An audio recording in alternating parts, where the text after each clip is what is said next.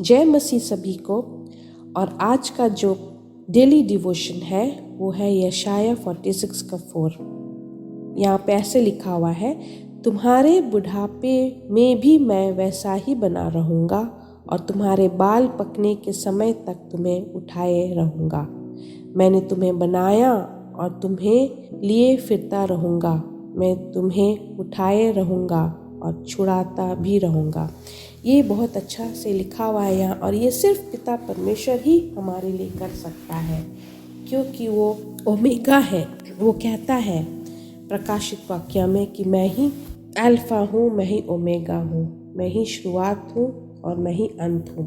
तो ये सिर्फ एक पिता परमेश्वर ही बोल सकता है। वो उसकी कोई उम्र नहीं है, वो अनंत है, और वो उसको ना हम देख सकते हैं और ना ही उसको हम फील कर सकते हैं। लेकिन जो आत्मा हमारे अंदर में है, पवित्र आत्मा, वही आत्मा में हम भरे रहेंगे, तब हम जान पाएंगे परमेश्वर पिता कौन है, कैसे है, और वो कितना कितना कितना प्यार करता है हमसे। उसके प्यार में गहराइयाँ हैं। उसका प्यार का जो अर्थ है वो सिर्फ और सिर्फ पिता परमेश्वर में दिखता है।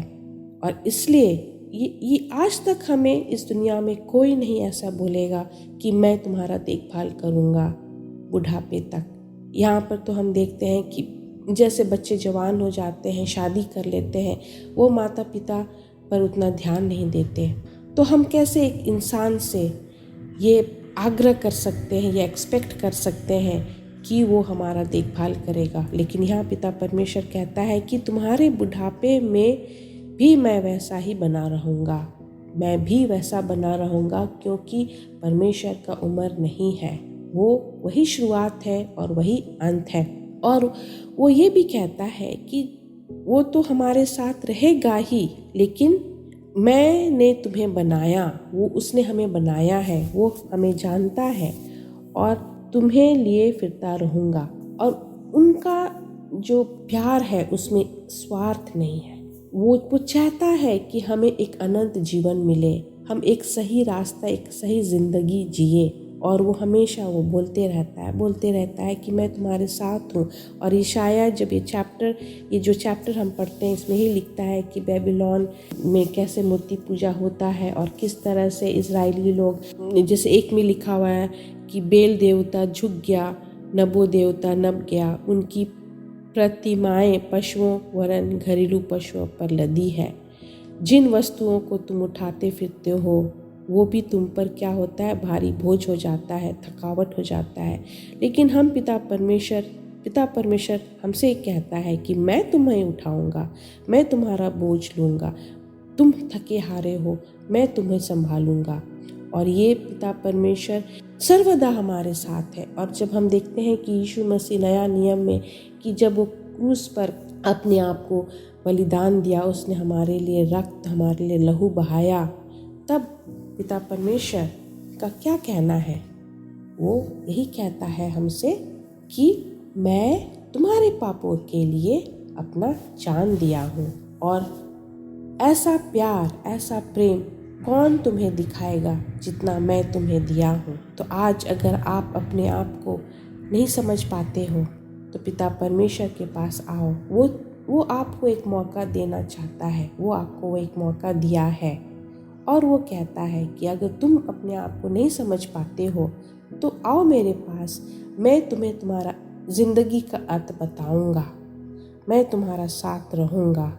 और इसलिए वो कहता है कि मैं तुम्हें उठाया रहूंगा और छुड़ाता भी रहूंगा उन परिस्थितियों से, तुम्हारे उन दुश्मनों से, तुम्हारे उन कठिनाइयों से जो लोग तुम्हें नहीं बाहर निकाल सकता है।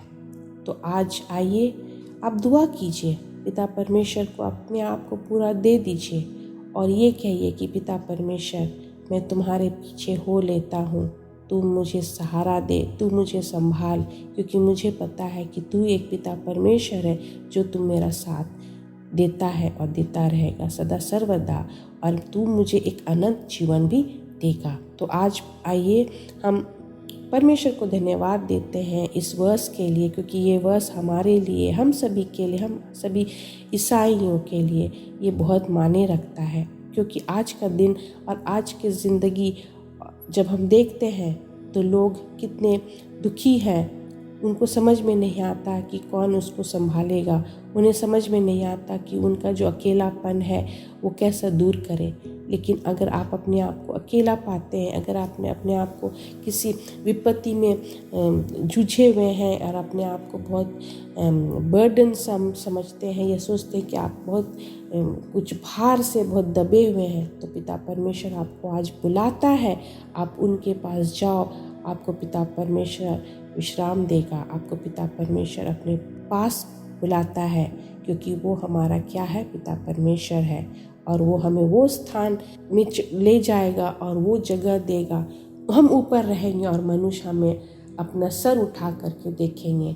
ऐसा नहीं कि जैसे शैतानिक काम करते हैं लोग, तब वो नीचे का नीचे चले जाते हैं और लोग उनको नीचे सर झुका के देखते हैं। लेकिन यहाँ पर हमें पिता परमेश्वर ऊपर उठाएगा और लोग हमें हमारे उस ऊंचाई को देखेगा और वो समझेगा कि हाँ, ये पिता परमेश्वर ही इनको वो ऊंचाई, वो ऊंचा स्थान दिया है। आइए हम धन्यवाद देते हैं पिता परमेश्वर को इस वचन के लिए, और धन्यवाद देते हैं कि वो हमारे साथ है। और आप दुआ करें, अगर आपको दुआ का ज़रूरत है तो आप हमसे कांटेक्ट करें, कमेंट्स में लिखें और हम अवश्य आपके साथ स्प्रिंग ऑफ लाइफ मिनिस्ट्री के प्रेयर वॉरियर्स आपके साथ है और वो आपके लिए दुआ करेगा। धन्यवाद।